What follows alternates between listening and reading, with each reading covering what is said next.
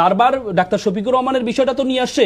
Doctor Shafiqur রহমানের wife ওনার wife practising doctor, এবং কি ওনার ওয়াইফ এমপি ছিলেন, ওনার 2 কন্যা প্র্যাকটিসিং ডক্টর, এবং কি উনি একমাত্র ব্যক্তি যে ব্যক্তি একটা হসপিটাল তৈরি করেছেন, যে হসপিটালের নামে দিয়েছেন women college, women medical college, এবং সেখানে 30% কর্মকর্তা কর্মচারী নারী, অথচ আমরা তাকে নারী বিদ্বেষী হিসেবে উপস্থাপন করার জন্য সামনে নিয়ে আসছি।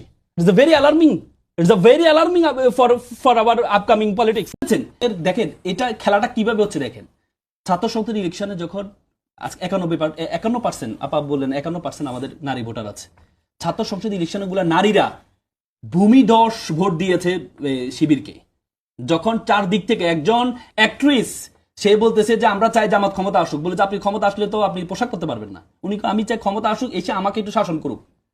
মানে দেখেন যখন চারদিক থেকে নারীদের মানে জামাতের এই নিয়ে, এবং কি আপনি দেখেন যখন নারীদেরকে আমরা অবাক হই, যদি সব জায়গাতে প্রতিবাদটা এভাবে আসতো।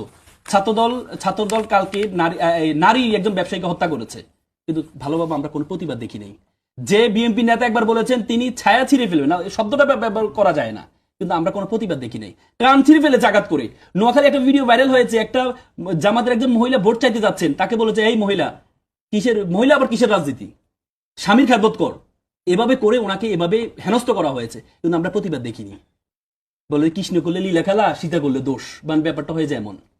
আপনাদের প্রতিবাদ শব্দকে করা উচিত। এ পর্যন্ত প্রায় 72 জায়গায় আক্রমণ হয়েছে নারীদের প্রতি, কিন্তু আমরা সেখানে প্রতিবাদ দেখিনি।